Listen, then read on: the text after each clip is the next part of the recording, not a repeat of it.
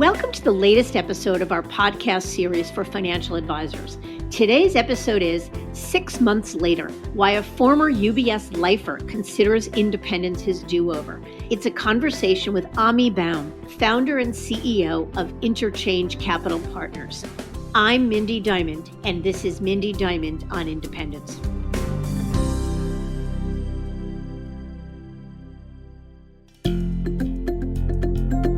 This podcast is available on our website, diamond-consultants.com, as well as Apple Podcasts and other major podcast platforms. If you're not already a subscriber and want to be notified of new show releases, please subscribe right on your favorite podcast platform or on the episode page on our website. For Apple Podcast users, I'd be incredibly grateful if you'd give the show a review.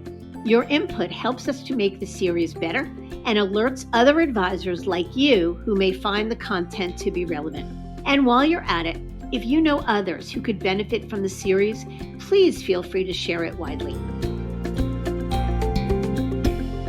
What if we all had the chance to take a mulligan at least once in our business lives? That is, use the proverbial golf do-over rule as a way to reset our goals and expectations and take that shot one more time, but this time from a whole new perspective. That's exactly the way Ahmie Baum put it to me when we first talked about his transition to independence. I met Ahmie over a decade ago, perfectly comfortable enough at UBS at the time, making a good living and building a strong business. Then his son Brian joined the business 7 years ago, and things started to change. And he began to see the future and their strategy for growth through his son's eyes. It was an awakening that made him dig deep and evaluate everything to create a clean slate. For the first time in decades, Ahmie started asking himself if UBS was indeed the right partner for the future of the business, a legacy that he and Brian would build upon and Brian would someday take over. With $420 million under management, Ahmie felt confident in their growth and gained a new sense of courage to do it all over again. So in June of 2020, Ahmie, Brian, and their team launched RIA, Interchange Capital Partners, in Pittsburgh, Pennsylvania, with the help of Dynasty Financial Partners. It's a unique perspective from an advisor who is just 6 months into independence.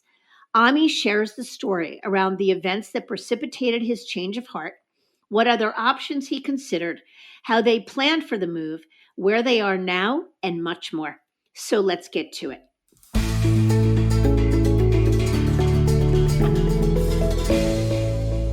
Ahmie, I am so happy you are here. I said to you offline, I feel like it's like watching my children grow up and having real pride in them because my team and I had the privilege of representing you and your son in this move to independence. And it's such a gift for me to get to interview you now. I feel the same way, Mindy. This has been a long time in coming. I was sitting there thinking and preparing for the show, and I was thinking, wow, it's been over a decade and a couple of fits and starts, and you were so gracious and frankly did what you said you were going to do, which has been remarkable. Thank you. Thank you. I appreciate that. All right, so let's start at the beginning. Tell us a little bit about yourself, if you would, for perspective. What came before UBS? I started in the business 40 years ago, 1979. A friend of mine's father worked for E.F. Hutton. We ran a restaurant together in college, and I had a lot of school loans that had to be paid, and I was headed out west to become a ski bum, and I got a letter from the Pennsylvania Higher Education Association said they wanted to get paid. So I had to figure out and pivot and say, well, I guess I'm not going to be a ski bum for a couple of years. And, went to work for E.F. Hutton. They hired me. Don't know why, because I knew nothing about the industry. I did not come from wealth. I didn't know anything that they did. Actually, I do know why they hired me. When they asked, the typical question in an interview, what's your weakness? I said to them very candidly, I don't know anything about your business. How good is your training program? If your training program is good, I can learn anything. And the guy sat there. At that time, I was 24 years old. He said, I've never had anyone turn that around on me as quickly and put the pressure on me. I think you're the one. And then they called me a week later and offered me the position at E.F. Hutton. Stayed there till E.F. Hutton was bought by Shearson Lehman. At that time, after the 87 crash, I had gotten involved in building teams with Bill Good. Teaming wasn't something that Shearson Lehman Hutton was all about. Even though I had one, there were some changes in real estate, but my team was spread out all over the complex. And Payne Weber was interested in me and had a couple of conversations with Joe Grano because I was concerned that Payne Weber, frankly, wasn't as far along in money management, which was what I had been pioneering at E.F. Hutton, but ultimately made the decision to join Payne Weber. And then Payne Weber was bought by UBS. So there's the history. Yeah, no, and I appreciate that. Okay, so then you and your team left UBS in June of 2020 to go independent and form Interchange Capital Partners. So if you would, for perspective, tell us a little bit about what your business looked like at UBS. So let's start. How much in assets were you managing? According to UBS, which we found out how they handle this, we were at about 420 million in assets. According to them, we recognized going through the process that there was only about 350 million productive assets, stuff that we were actually really getting paid on. As I mentioned earlier, I pioneered investment management consulting. So, we have a lot of fee-based revenue. So I would say it's closer to $350 million is what we had. The business was built primarily around transition planning, unlocking a lifetime of work for business owners and professionals. And so we had a legacy book of, clients who had been with us for decades. And when my son came to me when he was a sophomore in college, sitting in his apartment in Indiana, Bloomington, even though he ultimately moved to Penn State and graduated there. And he said, "What happens when Baum Consulting Group isn't there?" I says, "Well, it will go to my partners. Why are you asking?" He said, "Well, it looks like you've done okay for yourself, Dad. Maybe I'd be interested." And I said, "Okay." So we started a process of getting him some education, some internships in the insurance business, because that's the easiest way. And ultimately, when he graduated, he had offers from a number of insurance places. And he said, "Dad, where's your offer?" I said, "I'm glad you asked, because I have a problem." And he said, "Well, what's the problem?" I says, "I've seen second generation, and the last thing I want for you is to have the albatross that says, 'Oh, well, you're successful because you just got into your dad's business that was successful.'" And I said, "So if you're going to join, you have to know that you're going to start at the bottom. You're going to figure out and build this thing. It's not that I'm going to hand it to you. I'm going to be there every step of the way to support, but with that." And that was the game changer for us, because it actually gave me my mulligan, my do-over. And I said, okay, if I was to start all over, and this was 7 years ago, if I was going to start all over, what would I do? How would I do it? Because I have always been innovative in this industry. I mentioned earlier that I started, in 1982 with my first fee-based investment management account. Fast forward to when UBS bought Payne Weber, and Martin Hoekstra convened a group of top leaders in Pittsburgh and over dinner and asked, "So what's the future of the industry?" And they all looked around. They said, "It's what Ahmie's doing. I want to annuitize the business. I want the fee-based business." And Martin turns to me and says, "So I guess you're going to retire?"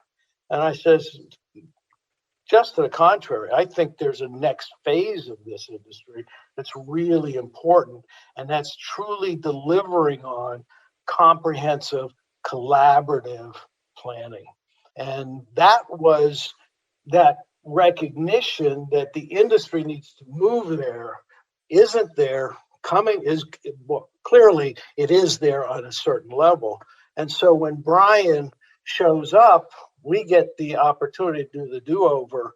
And I said, if I was going to do this, we're going to focus exclusively with business owners and their exit planning and their succession planning.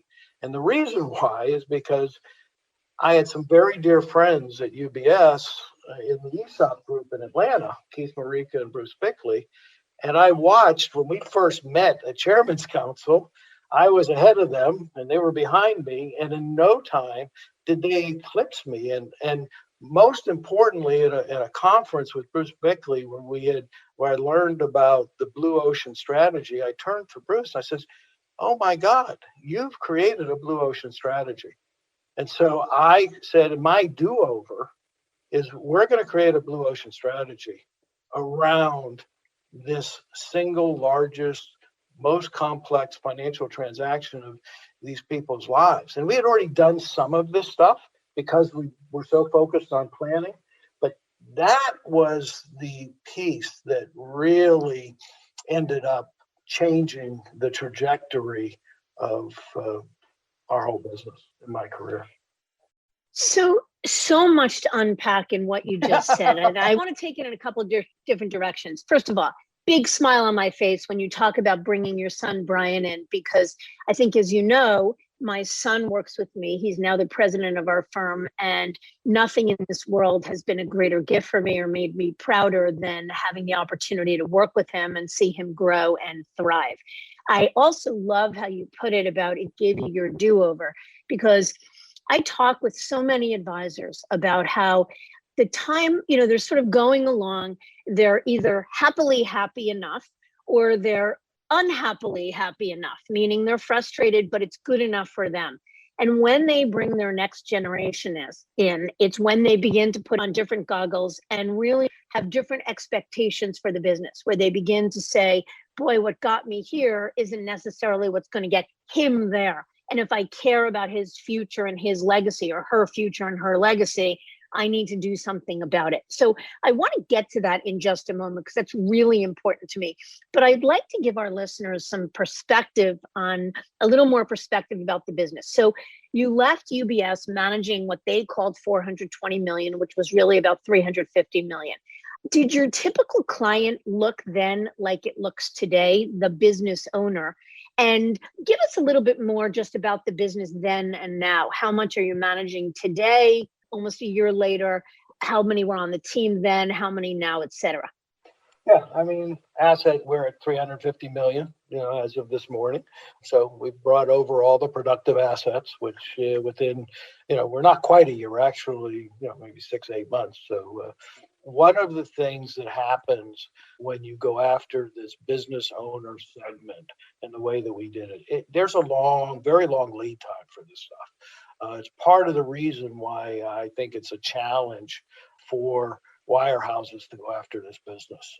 It just takes and even Keith and Bruce, down in Atlanta said, it's like a 5-year runway.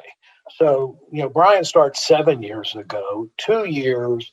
We had, some interesting things that we could talk about maybe today, maybe later, about how we got a 24-year-old to have a Rolodex like no one's ever seen before.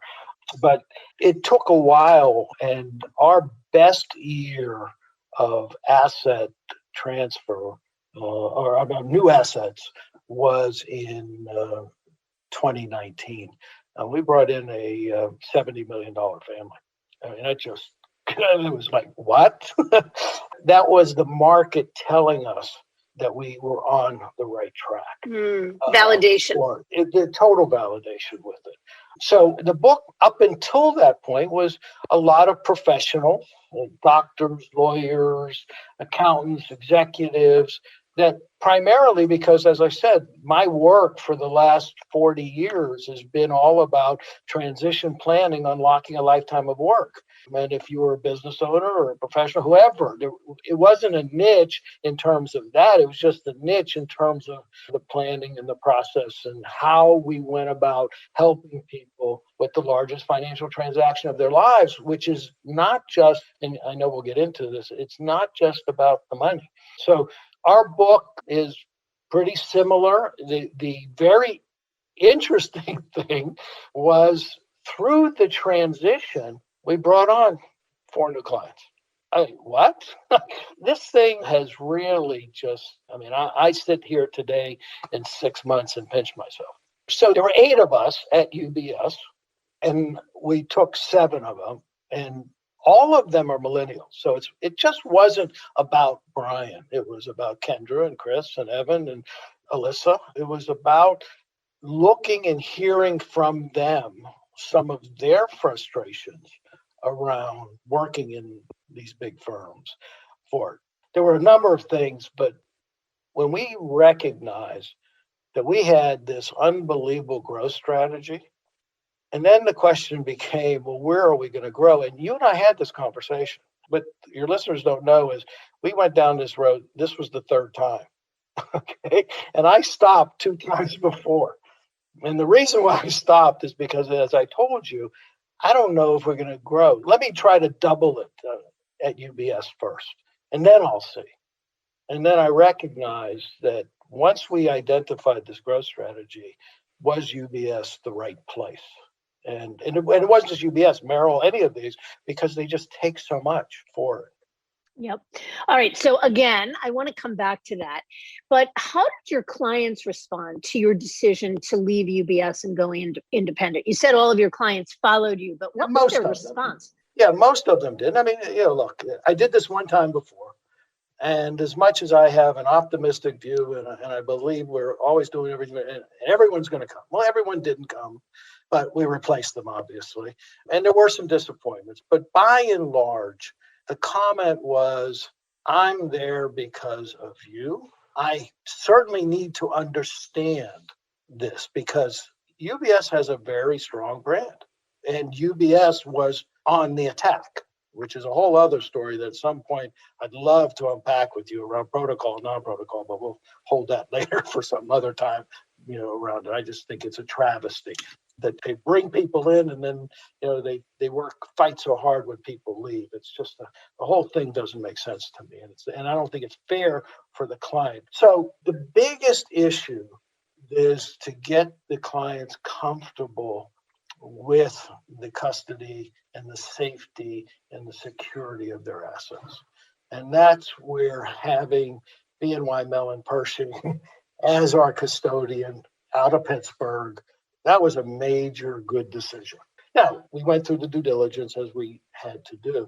But for the most part, the comment was, we've been with you for so long. It's really your advice and counsel. Once we could get them recognizing that there was safety and security for their assets, then the issue around products and services, which is the third leg of the stool, was less of a concern. And the real driver was the advice and counsel doesn't change. In fact, the advice and counsel, as we now know, is much better because we have a much broader array of opportunities that we can bring that at least UBS couldn't, and I'm sure some of the other bigger firms couldn't.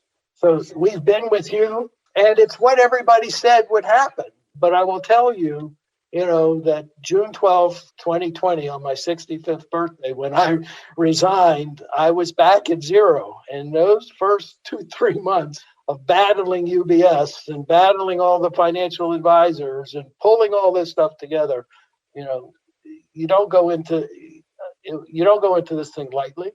But as everybody says who's gone through it, it's a lot of work. There are disappointments. But when you come out the other end, why didn't I do it sooner?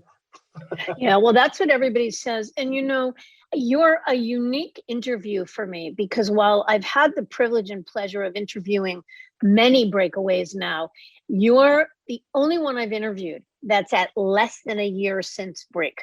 And I chose it, one, because I like you and I'm so happy for you. And I know that you're so happy you made this move, but also because I think that everyone knows that the first year post-break going anywhere can be a tough one, certainly emotionally fraught. And for an independent advisor, as you say, the first couple of months of battling UBS and working hard to move clients and learning to be a business owner and all of it can be difficult. So talk to us about that. And I'd especially love to hear about, you said before, bringing in 4 new clients in transition. Well, let's go there. That just is a testament to the work that Brian had. And it was interesting because a couple of them said, we were hesitant when you were at UBS. Well, why were you hesitant? Well, we weren't sure if we were getting you or we were getting the UBS. And these are business owners. That was something that, they're not institutions. These are family businesses. As one guy said, I've been on this tightrope for so long, and I recognized, when I sat down and talked with you folks, that maybe I should take some chips off the table. So the reason why we were able to do that is because we had already been working on proof of concept, and prior to, we had the luxury, because we've done a really good job of role clarity within our group, so that Brian could very quickly get back to these people and start talking to them again and telling them about Interchange Capital Partners and the fact that we clearly now have owner empathy. Okay, because we are truly owners. And that's something that's very interesting, because in my mind, from day one, 1979 at E.F. Hutton, I said, basically what I have here is a franchise. I never saw myself as an employee.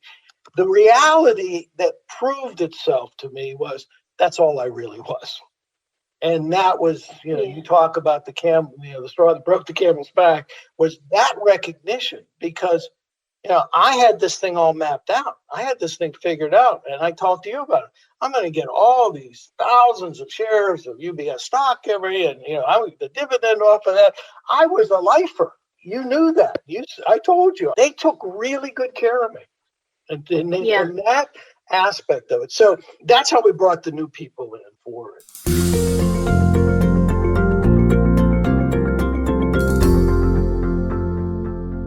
So I think that's really interesting, Ahmie, and wonderful, obviously. So one, it begs the questions, what is it, or what was it that you think you are able to do for those new clients as an independent business owner that you couldn't, or they thought you couldn't have done for them at UBS? I think the issue was that every time we brought a recommendation, the question was, since it was always tied in with UBS, is this yours, or are you getting some pressure? The other thing that happened, and you had an interview a while ago with another UBS advisor, and when he went through, when he had this whole estate planning piece that he was brought, and the day before the presentation, compliance came back and redlined all this stuff, and it said not the role of a financial advisor.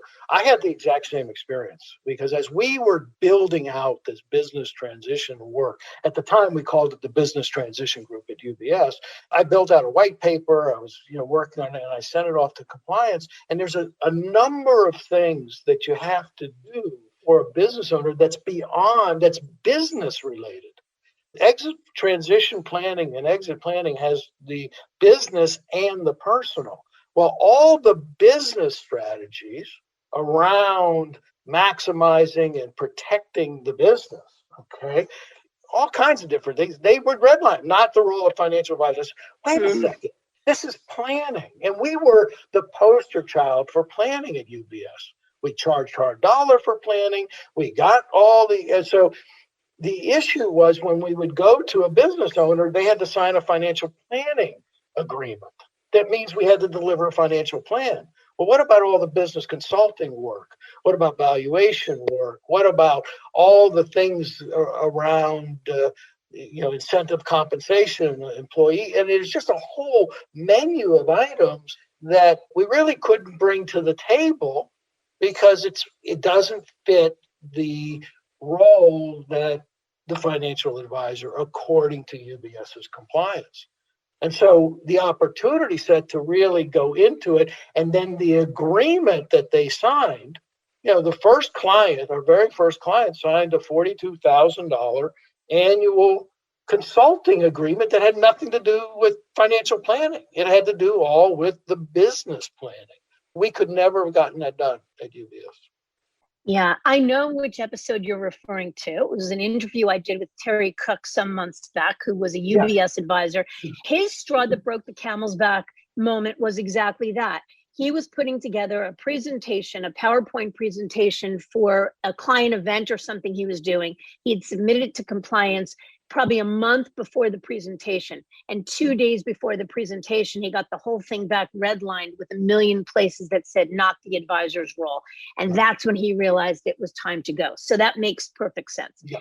So What else was going on at UBS at the time that made you want to leave in general and then to decide to go independent? And I just want, before you answer, I want to give you a little context for the question. I asked the question because, one, people move because of pushes and pulls, right? They move because they're pushed by frustrations, the things that they wish they could do, the limitations that irritate them. And hopefully they're equally pulled to something that they are passionate about. It sounds like in your case, especially once Brian joined and you had gotten this, really clear about this growth strategy, that you began to believe that UBS was just not going to be the place to get it done. So what were your pushes and pulls relative to what was going on at UBS and the pull toward independence at the time? Well, this is just an unfortunate set of circumstances that took place. Just given the nature of a national, international brand, Western Pennsylvania, which is the area that I operated in the decade, I think I went through 3 or 4 different branch managers in this period. On the Eastern Pennsylvania, it has been solid as a rock. So again, this is the part of the business of having all this management around it. So I go back to that moment when all of this thing changed. I told you earlier that I always looked at this thing as a franchise. And not only that, I always invested in the business, took my own money. Sometimes I got help from the firm. If I didn't get help from the firm, it didn't matter. I knew what I wanted to create, and I invested money. My brother, who's in the business, says you would make so much more money if you wouldn't be doing it this way. But I had a very clear vision of what I felt the organization needed and how to deliver, to the clients. And I recognized that I worked for a firm and they can't always supply everything. And I was willing to go out there and do it myself. So the issue was a combination of the fact that something was going on in Western Pennsylvania. Western Pennsylvania had 2 Paine-Webber offices. That had to change. I, unfortunately, was the one that had to be brought into. So I lost a manager there. Then there was some issues. And again, we're never privy to this. They talk all the time about being partners and business units. But the fact of the matter is there's some truth to that. But now in hindsight, I can see, look, we get paid very well. They've got a great comp system. They've got a good thing there. But ultimately, we have to rely on other people making decisions around the business that we just have to toe the line with. So that was one major piece that changed. The other piece was the way they handled Brian in terms of their approach to, and this could be changing, but back then, the manager at the time didn't quite get the approach we were taking because Brian wasn't just, his first account didn't get opened up for, 3.5, 4 years from the time he started. And I was supporting him. Okay. And I kept moving gross from me to him to keep him at certain levels that the firm wanted. So Brian was very frustrated as a millennial saying, hey, Dad, and I would always say, go talk to the branch manager. He said, Dad, he doesn't want to talk to me because I'm not producing. They saw it. So there was that issue that was going on. Then there was the fact that the chain of command kept changing. And when the chain of command changed, the agreements that were made with previous command didn't translate. And ultimately, the straw that broke the camel's back was when my longtime CSA made a mistake. She admitted to it. She checked the box that said she talked to the client. The client happened to be my cousin. It was a fraud email.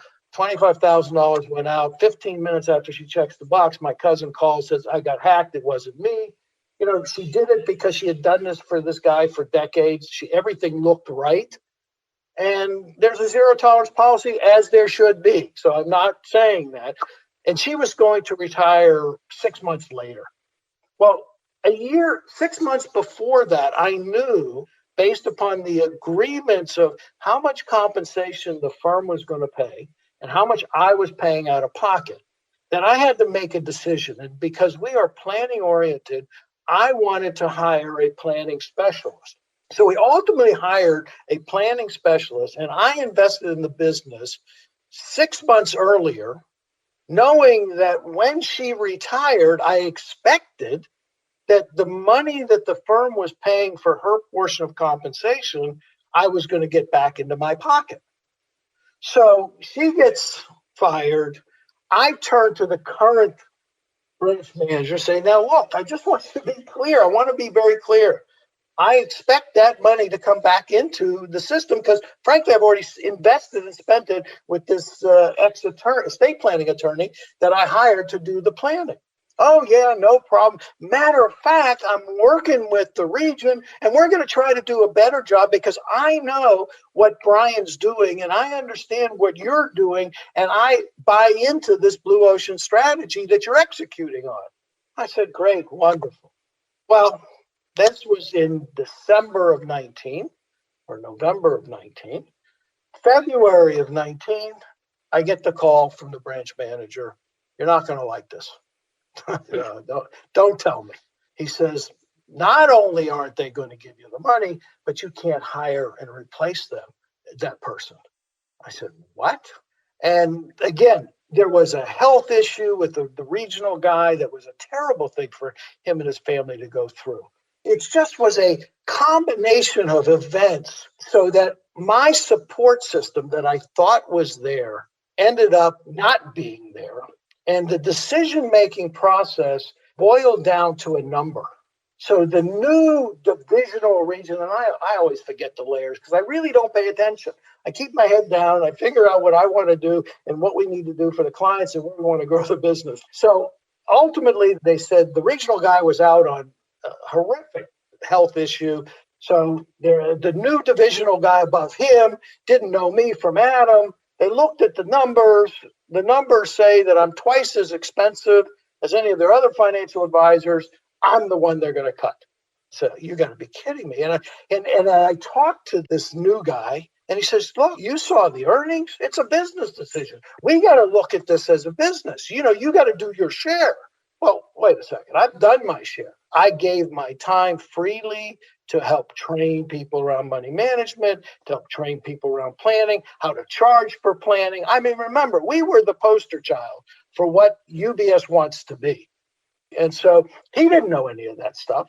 And so I turned to him and says, well, I guess I better start looking at this thing like a business too. He says, always, absolutely. And then as soon as that call ended, I called you. Yeah.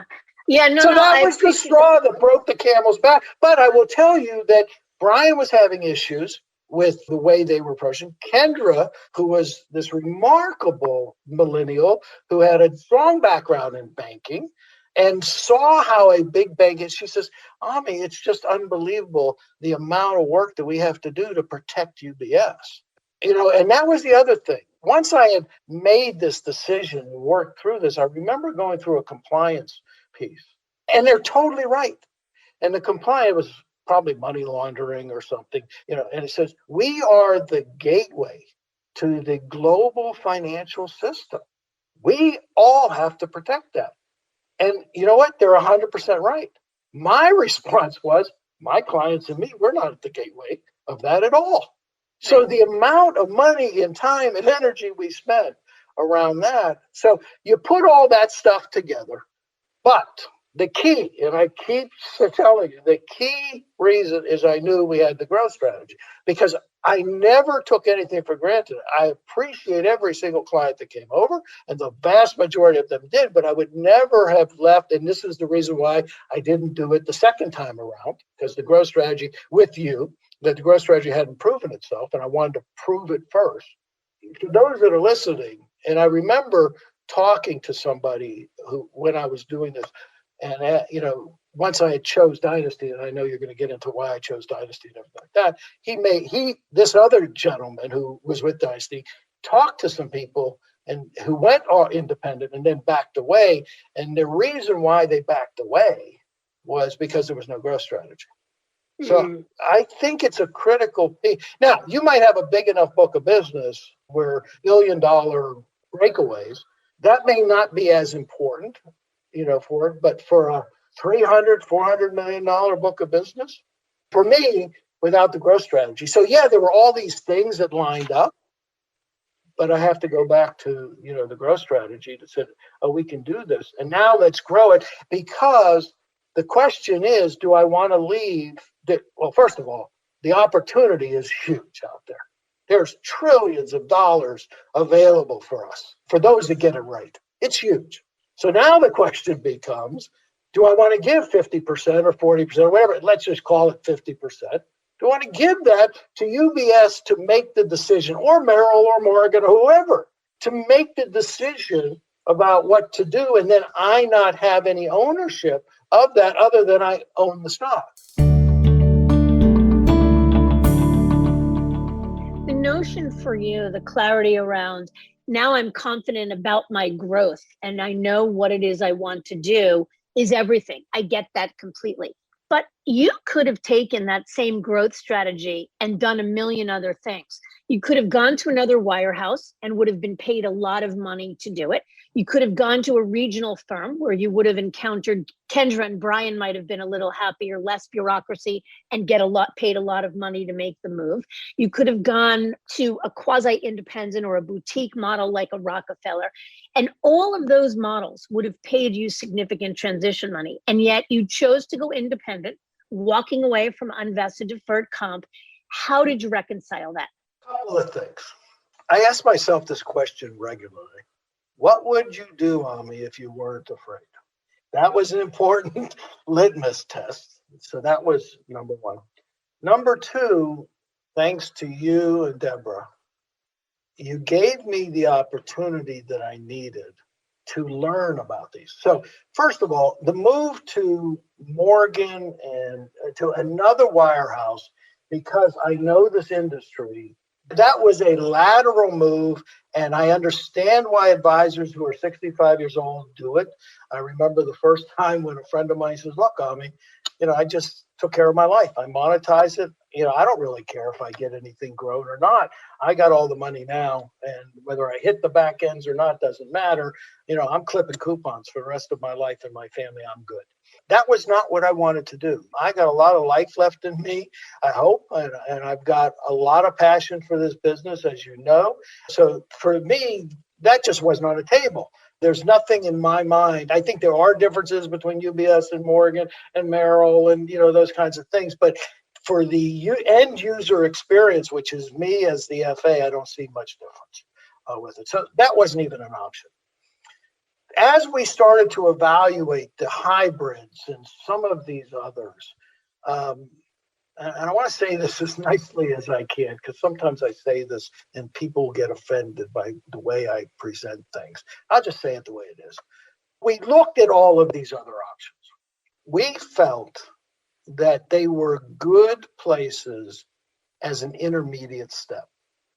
We called it JV. That's where people might get pissed. Okay, I don't know if I can use that word. We called it JV. So the question was, did we want to get to the game and be at the varsity level and go for it? Or did we want the transition? And I struggled with that. I did for a long time because the money difference was huge. Mm-hmm. The money difference was huge. And I'm 65 years old. And I'm sitting there and I'm thinking, okay, and again, not wanting to take anything for granted. I wouldn't do that. And so I hope that all the clients, I hope the statistics are true. It worked, when I went left from Hutton, but the world's different and all kinds of stuff. So that it took me a while. And to the credit of my son and Kendra, because she was the only one I could bring in, and that's part of that protocol issue. They said, hey, look, Ahmie, Dad, this is your call. We will do whatever you want to do. So this was mine entirely. And when I looked at the landscape and I looked at where is it that we want to be? Where is it that I want to be? A lot of the chat is always, oh, you did this for your son. yeah, I did this for my son, but I also did it for me. And it was as important for me as I did it for my son and my young teen. Again, because I'm not one that is going to just sit there and, play golf. And, I want to be relevant and resourceful until, I'm not here anymore. And this business and this industry allows us to do it, for it. So that's why we ended up taking the bigger leap, frankly, and it was a bigger leap. And frankly, Dynasty is remarkable. We can get into that. But even as remarkable as they were, the first 3 months, 4 months of connecting and putting and pulling all this stuff together, I said, wow, it's a lot of heavy lifting. There's a lot of education. There's a lot of learning, around it. But now that we're there to truly own it, and not only truly own it, that to know that every single person that supports us is paid by us. They work for us. We don't work for anyone except for the client. That you cannot say in some of these other places. And that was critical to me. Yep. I appreciate that. And I think when you say anything else you looked at would have felt like the JV, it's not saying that Morgan Stanley is the JV to Interchange Capital Partners. It's more just the fact that for you, that would have felt less than what you really wanted it to be, like the real opportunity light. And I get that completely. Yeah, totally. And the biggest problem with the big firms is the amount that you have to leave on the table, because they have to run their organizations, and they do a great job. Please, I don't want anyone to. I am tremendously grateful to all of Wall Street. Remember, I came from nothing. I didn't know anything. I was able to build this tremendous thing because of the Huttons and the Payne Webbers and the Morgans and the Merrills, and because they have really good stuff out there. So I don't want it to come across that I think they're bad, terrible, or not competent. It just wasn't right for you anymore. At this stage, when I look out at my next 25 years, what made the best sense? And true, total, independent, and ownership made the best sense. Yep. So let me pivot to the notion of Brian. As we mentioned before, I began to view my business through a different lens. If my son had not come into the business, I still loved what I did. I had no intention of going anywhere, but I'm not sure that I would have worked as hard to grow the business or think about making changes to the infrastructure, because I didn't need to.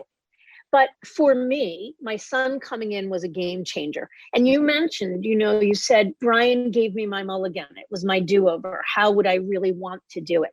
So to what extent did Brian's needs impact your decision to make the leap you did? It wasn't Brian's needs. It really wasn't. It really was a very strong business decision. We knew what we had. And the question was it better for us to stay put, or was it better for us to look for the alternatives?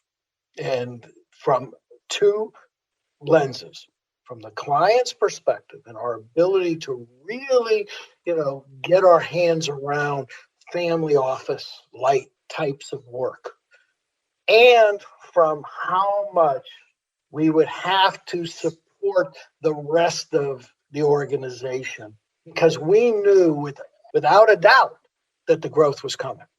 So it really, I would suggest at some point maybe you put Brian on your podcast, and talk to him, because he may come up with some very different things. Obviously, he was frustrated. The frustration that he had was that he didn't feel that he could deliver on everything that we knew we wanted to be able to supply to these families and to these business owners. Now, we worked through it, but it's hard. There's a lot of layers inside of these big firms.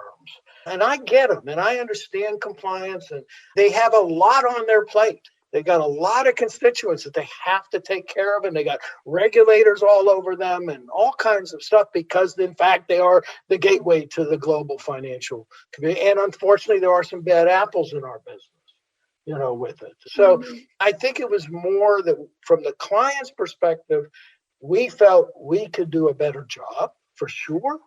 And then it really was that business decision that said, do I want to leave another, everyone could run the numbers, you're doing 3-4 million bucks and how much you leaving on the table. And then you're going to go double the business and you're going to leave twice as much.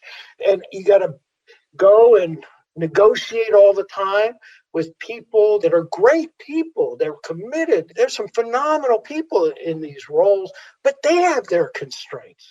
They're not the final decision. So it's constantly a negotiation. And for a while, it's just, we're spending so much time and energy on that, taking away from the time and energy of delivering this wow client experience and executing on this blue ocean strategy. It gets tiring. Yeah, I hear that a lot. And I think for a lot of folks, they say, look, once we've seen what could be, what is possible, it's hard to unsee it. And once you've seen it, you become more aware of the things that are limiting you where you are. And I think that's part of the issue. I am shocked at the infrastructure available and capable outside of these firms. I didn't even know it existed. I really didn't. Remember, when I tell you, I put my head down, Mindy, and you know this. I remember Ben Bynes telling me at Dynasty when I asked something about, because I didn't even understand how the statements work. And he turns to me at the very beginning and says, well, maybe you're not really right for independent. And rightfully so. I mean, all I knew was the mothership. And I'm grateful for that mothership. I'm truly grateful for that mothership. Because for me, coming from nowhere with no idea about anything, they helped me grow. I helped them. It was a great relationship. This is why in 2008, when you called and said, are you interested? I said, no, they're taking really good care of me. I'm not going anywhere. I believed all of that. And I was committed to all of that until these various things happened and the industry changed. And it's going to continue to change. And I don't know what the future looks like for financial advisors in wirehouses. I've heard some things, and everyone has to look at that. And so you have to sit there, and I think everyone talks the same thing.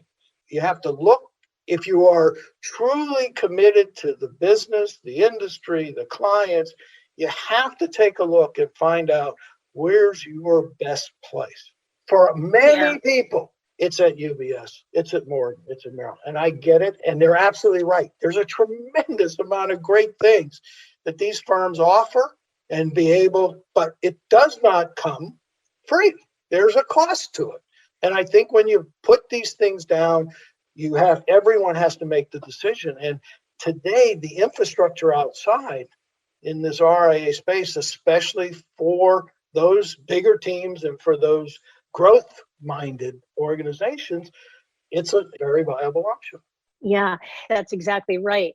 The fact that you outgrew UBS and wanted to build your own business as a way of really leveraging this growth strategy and serving clients isn't an indictment necessarily of UBS or the model. It's just saying that for you, it wasn't the best way to do it.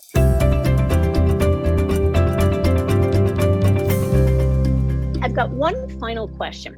It's not lost on me that you moved dead smack in the middle of a pandemic. So I am wondering, and it's sort of wrapped into the why Dynasty. And we're talking about Dynasty Financial Partners that Ahmie chose to associate his business with. You mentioned that Dynasty was remarkable, not surprised. But how did they help you, and how does sort of making this move in the midst of a global pandemic, how did that work for you? I have to say, it made it easier because we were all working remotely. I mean, my biggest fear, and this goes to that protocol issue and all that stuff, which I'll repeat, I think the industry needs to relook at this. They're talking out of both sides of their mouths. There may be things that I don't understand about FINRA regulations and all kinds of SEC regulations around this. But the fact of the matter is, knowing the industry the way it was, one of my biggest fears is, oh my God, we're doing all this stuff and we're not supposed to be doing all of this stuff. And if we get caught at doing all this stuff, we got problems. The pandemic changed all that. We were all working remotely. So the pandemic, frankly, made it easier. Now, to get to the breakaway of the day. And because this was June, we had conversations going back and forth. Should we do it now or later? We had already picked an alternate date as August, and because we didn't know what was going on. So we were doing strategies and talking back and forth. From the client's perspective, it went much smoother because our technology was really remarkable. Not just our technology. There's another part of all of this. Now that I know what I know, my back office support is significantly greater from, the CSA, the custodian work, all of my compliance, marketing. There isn't anything that we're not getting better response times, more opportunities. Every single checks the box off on that stuff for it. So the pandemic had its challenges, no doubt, but in many ways it made it easier. I love Zoom calls. I think Zoom is remarkable, and clients have bought into it. Our ability to DocuSign everything. So I get that it was a challenge, obviously, for the world, for people, not the human toll. I mean, all of that stuff. But for the move to the business, as much as I was worried about it and concerned about it, it really didn't have much of an impact. Well, that's a wonderful thing. Ahmie, I've got a million questions about your views for the future, your plans for the business. I would love to talk to Brian. And so I'm going to take you up on that offer. We're going to do another episode at some point to hear more. But your perspective and your thoughts today and being so gracious and sharing them again, less than a year out, is really much appreciated and not lost on me. So thank you very, very much. Mindy, I can't thank you enough for shepherding me through this process that frankly started in 2008. And then I said no. And then we started it again 5 or 6 years later. And then I said no. And then finally, you and your firm and your team hung in there and really, really helped me get the education, get the understanding to be able to make what clearly is the best move we could have made. So thank you so much to you and your team. And thank you for the opportunity to talk with you. And I'm always available to share my views and opinions. That's for sure. Thank you. Thank you. Thank you. Be well. You too. Thank you.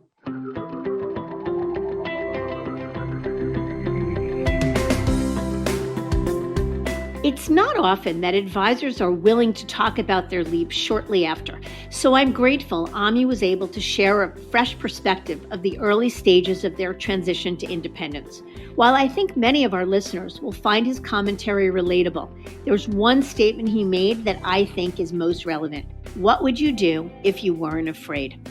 I thank you for listening, and I encourage you to visit our website, diamond-consultants.com, and click on the Tools and Resources link for valuable content. You'll also find a link to subscribe for regular updates to the series.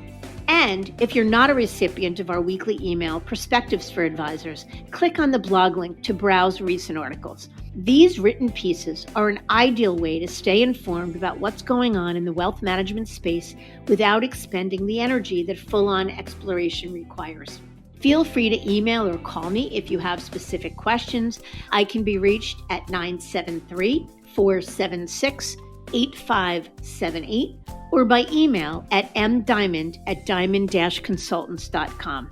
Please note that all requests are handled with complete discretion and confidentiality.